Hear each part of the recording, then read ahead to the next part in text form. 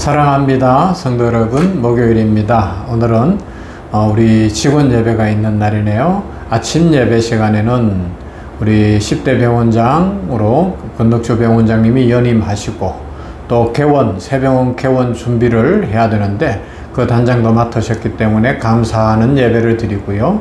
점심에 모일 때는 트럼본 연주를 할 것인데 트럼본이라는 건 이게 이렇게 부는 거잖아요. 금관악기인데 남자들의 세계로 알려져 있는데 여자분들이 이 악기를 다루는 것은 여러 가지 어려움이 있는데 여자분이에요. 한여종을 졸업하고 또 독일에서도 공부한 분이 와서 간증도 하고 연주하는 시간을 갖습니다. 은혜의 시간이 될 거예요. 함께 하십시다. 말씀 봅니다. 시편 91편 1절부터 4절 말씀, 그리고 15절 말씀을 봅니다. 시편 91편 1절에서 4절과 15절 말씀. 지존자의 은밀한 곳에 거주하며 전능자의 그늘 아래에 사는 자여, 나는 여호와를 향하여 말하기를 그는 나의 피난처요 나의 요새요 내가 의뢰하는 하나님이라 하리니, 이는 그가 너를 새 사냥꾼의 올무에서와 심한 전염병에서 건지실 것이미로다. 그가 너를 그의 깃으로 덮으시리니 내가 그의 날개 아래에 피하리로다. 그의 진실함은 방패와 손방패가 되시나니 그가 내게 간구하리니 내가 그에게 응답하리라. 그들이 환난 당할 때에 내가 그와 함께하여 그를 건지고 영화롭게 하리라. 아멘. 우리가 살아가는 세상은 불안으로 가득 차 있는 것 같아요. 과거에도 그랬지만 오늘 시대는 더욱더 그래. 사람들은 안전을 원하지만 참된 평안을 얻지 못합니다. 경제가 흔들리면 두려워합니다. 건강이 무너지면 불안하지요. 인간관계가 흔들리면 마음이 무너집니다. 미래를 생각하면 답답하고 뉴스만 보아도 마음이 어두워지는 것이 현실인 것 같아요.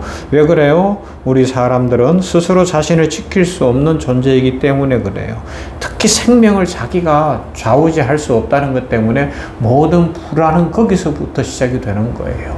내가 내 마음대로 내 생명을 좌우지할 수 있고 건강을 좌우지할 수 있어서 100년 아프지도 않고 내 마음대로 살아갈 수 있다면 얼마나 좋겠다. 안 된다는 겁니다. 인간은 생각보다 연약합니다. 우리는 자기 인생조차 완벽하게 통제할 수 없어요. 아무리 준비해도 예상하지 못한 일이 생기게 되는 것이고요. 아무리 조심해도 위기는 찾아옵니다. 그래서 사람들은 끊임없이 안전을 찾죠. 돈으로 안전을 사려고 하고 권력으로 자신을 지키려고 하고 인간관계 속에서 안정감을 얻으려 합니다. 그러나 세상은 우리에게 참된 안전을 주지 못하죠. 그래서 시편 91편 오늘 읽었던 이 말씀은 진짜 안전이 어디 있는지를 보여줍니다. 지존자의 은밀한 곳에 거주하며 전능자의 그늘 아래 사는 자여, 나는 여호와를 향하여 말하기를 그는 나의 피난처요 나의 요새요 내가 의뢰하는 하나님이라 하리니. 할렐루야. 바로 이거예요. 지존자 하나님의 은밀한 곳에 거주하고 전능하신 하나님의 그늘 아래 산다는 겁니다. 이게 가장 큰 복이라는 것이죠. 여기서 그늘이라는 표현이 뭐예요? 보호와 안식을 의미하지 않습니까? 뜨거운 광야로 나가보세요. 우리 한국도 요사이 지난 주간은 갑자기 확 더워져가지고 토요일 이때는 너무 힘들었어요. 낮에도. 그런데 저는 사막을 많이 다녔던 사람이니까 선교할 때에 사막에 가서 보면요. 여름에 진짜 아니라도 더운데 여름에 가면요. 40도는 기본이고 45도 막 이렇게 올라가거든요. 그늘이 없어요. 그늘이. 문제는. 그늘만 있으면 습하지가 않기 때문에 또 시원해지거든요. 근데 그늘이 없는 거예요. 그런데 여기서 뭐라 그래요? 그 뜨거운 광야 같은 데를 지나는데 하나님이 구름 기둥으로 지켜주신 거예요. 어디에 나와요? 출애굽기에 나오는 이스라엘 백성들이 남자 장정만 60만, 한 200만이 넘는 사람이 대이동을 하는데 하나님이 구름을 딱 끼워주시니까 어떻게 되는 거예요? 시원한 거예요. 밤에는 또 일교차가 심해서 추워지잖아요. 꼭 눈이 내리고 얼음이 얼어야 추운 게 아니잖아요. 30도 넘게 40도 올라갔다가 20도만 돼보세요. 추워지거든요. 그 상황인데 하나님이 불기둥을 딱 세워주시니까 또 따뜻한 그런 상황이 이루어지더라는 겁니다. 그런데 그게 출애굽한 이스라엘 백성들만 경험한 게 아니라 다윗이 그런 경험을 한 거예요. 그는 수없이 죽을 위기를 만났어요. 광야로 도망쳤고 동굴 속에 숨어야 됐고 믿었던 사람들에게 배신을 당하기도 했어요. 그러나 다윗은 무너지지 않았습니다. 왜 그래요? 하나님이 그의 피난처가 되었고 하나님의 그늘 아래서 쉬었기 때문에 그렇습니다. 이것처럼 우리가 계속 이번 주간에 살펴보는 것처럼, 그리고 병원교회에서 계속 살펴보는 것처럼 예배하고 기도하는 것, 이것은 하나님의 그늘 아래로 들어가는 축복의 통로인 줄로 믿습니다. 우리가 하나님의 그늘 아래 들어가 하나님의 보호 속에 있어야지 인생이 어디로가 도망을 갈 수 있고 어디에 가서 위로를 받을 수 있겠습니까?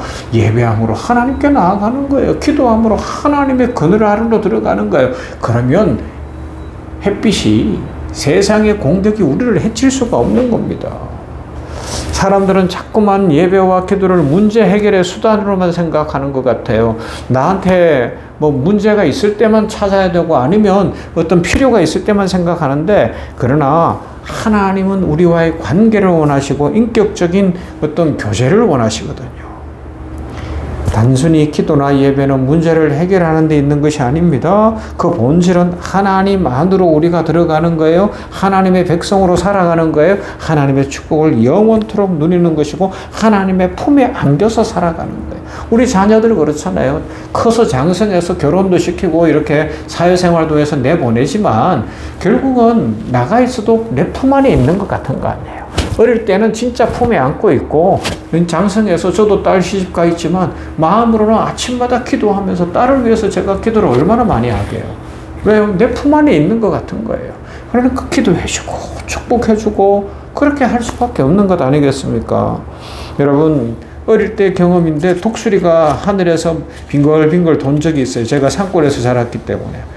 그런데요, 우리 그 동네 앞집에 나가 있었는데 마침 암탉이 병아리를 한 10마리 이렇게 부화를 해가지고 데리고 다녔는데, 와, 독수리가 하늘 위에 있는데 어미닭이 딱 앉으면서 뭐 소리를 내는 거, 구구구 소리 내는데 병아리들이 쫙 몰려오더니 어미닭 날개 아래 딱 들어가니까 날개로 이 10마리를 다 덮어버리더라고요. 그리고 딱 앉아 있는 거예요. 물론 사람들이 그 마당에 많이 있고 하니까 독수리가 거기로 오지는 못하죠. 그런데 그렇게 보호를 해주더라고요. 우리 그 텔레비전에서도 볼 수 있는 거 아니에요. 하나님은 그렇게 보호하시는 분이십니다. 세상은 위험합니다. 유혹도 많아요. 시험도 많아요. 염려할 것도 많아요. 사건, 사고도 많아요. 그러나 하나님의 품 안에 있는 사람은 안전합니다. 암탉의 날개 아래에 있는 그 병아리들은 가장 안전한 거예요. 그런데 하나님은 우리들에게 단 하나의 요구를 하시죠. 뭐예요? 그가 내게 간구하리니 내가 그에게 응답하리라. 어제 살펴본 것처럼 우리 입으로 하라는 거예요. 우리가 직접 하라는 거예요. 직접 예배 드리러 나오고 직접 기도하라는 것입니다. 하나님은 예배하는 자와 기도하는 자와 동행하십니다. 하나님은 하나님을 찾는 자를 외면하지 않으십니다. 개혁주의 신앙에서는 하나님의 절대 주권을 강조해요. 하나님은 온 우주 만물 생명을 다 다스리는 분이십니다. 역사를 주관하시는 분이십니다. 그런데 그 크신 하나님께서 예배하고 기도하는 자, 하나님을 찾는 자기 백성을 친히 품어주시죠. 이게 얼마나 놀라운 은혜입니까? 그래서 여러분, 문제가 있을수록 하나님께로 나아가는 거예요. 두려울수록 하나님께 가는 거예요. 불안할수록 하나님께 가는 거예요. 계산하지 마세요. 생각하지 마세요. 체면 따지지 마세요. 이것저것 다 볼 거 없어요. 내가 살아야죠. 영원히 살아야죠. 하나님의 축복 속에 살아야 되지 않겠습니까? 그래서 기도는, 예배는 우리가 당하는 문제보다 하나님을 더 크게 보게 만들어주는 거예요. 이게 복인 거예요. 예배를 드려보세요. 문제는 사라지고 하나님이 보이는 거예요. 기도를 드려보세요. 문제는 사라지고 하나님이 보이는 거예요. 야, 하나님이 나와 함께 하시는구나. 하나님이 나를 복주시는구나. 내 기도에 들으시는구나. 이렇게 부족한 기도인데도 하나님은 내 기도에 응답하시는구나. 기적이 일어나는구나. 예배 막 바빠서 안 나오고 싶고 막 뭐 여러 가지 일이 있지만 하나님 앞에 예배를 드리는데 예배 드리는 중에 평강이 임하는 거예요. 막 한 주간 동안 좋은 일이 생기는 거예요. 생각지도 못했던 일들이 일어나는 거예요. 와, 하나님은 내 예배를 기뻐하셨구나. 바쁜 중에도 예배 드리는 그 예배를 기뻐하시는구나. 그래서 빌립보서 4장 6절부터는 말씀합니다. 아무것도 염려하지 말고 다만 모든 일에 기도와 간구로 너희 아뢰 것을 아뢰라. 그리하면 모든 지각에 뛰어난 하나님의 평강이 너희와 함께할 것이라 약속하고 있습니다. 모든 지각에 뛰어난 하나님의 평강입니다. 세상은 이해할 수 없는 평강, 상황은 여전히 어려운데 마음의 평안이 있어요. 문제는 있는 것 같은데 영혼은 기쁜 거예요. 흔들리지가 않습니다. 하나님이 우리 마음을 붙들어 주시기 때문에 그렇습니다. 여러분, 기도가 꼭 폭풍을 당장 멈추게 하지 않을 수 있어요. 그런데 기도하는 사람은 폭풍 속에서 고요할 수 있고 흔들리지 않을 수 있는 거예요. 예배가 우리 인생의 어떤 태풍을 멈추게 하지 않을 때가 있을 수 있어요. 그런데 예배 드리는 사람은 태풍 속에서도 앞으로 나가는 거예요. 전진하는 거예요. 태풍을 뚫고 가는 거예요. 왜요? 하나님이 이끌어 주시고 축복하시기 때문인 줄로 믿습니다. 그래서 우리 예배하고 기도하는 사람들은 흔들릴 수는 있으나 넘어지지 않습니다. 실패하지 않습니다. 망하지 않습니다. 그러므로 여러분, 예배해야 됩니다. 기도해야 됩니다. 기도는 연약한 자들의 축복의 통로고 하나님이 우리 인생에게 주신 가장 큰 복입니다. 기도는 하나님 없이는 살 수 없음을 인정하는 믿음의 고백이죠. 지금 무엇이 두렵습니까? 미래입니까? 건강입니까? 하나님께로 나아가십시다. 그가 내게 간구하리니 내가 그에게 응답하리라 약속하신 하나님의 약속의 말씀을 믿고 오늘도 하나님 앞에 나아가 축복을 누리는 모두가 되기를 주님의 이름으로 축원합니다. 하나님 감사합니다. 복된 날입니다. 은혜의 날입니다.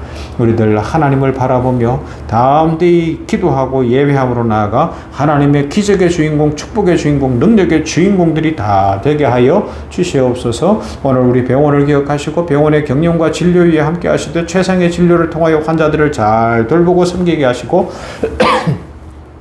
전인치유 생명사랑 의료선교를 통하여 하나님 나라를 확장해 가게 하시며 오늘 있을 직원 예배 위에 함께 하시고 아침 예배에는 말씀의 능력으로 함께 하시고 은혜의 시간이 되어지며 축복이 넘치게 하시고 또 점심에는 트럼본 연주를 통하여 감동이 있고 변화가 있고 새로움이 임하도록 축복하여 주시고 세우시는 주의 종들을 하나님이 기름 부어주시고 충만케 하여 주시옵소서. 예수님 이름으로 기도하옵나이다. 아멘. 431장 주 안에 기쁨이 있습니다.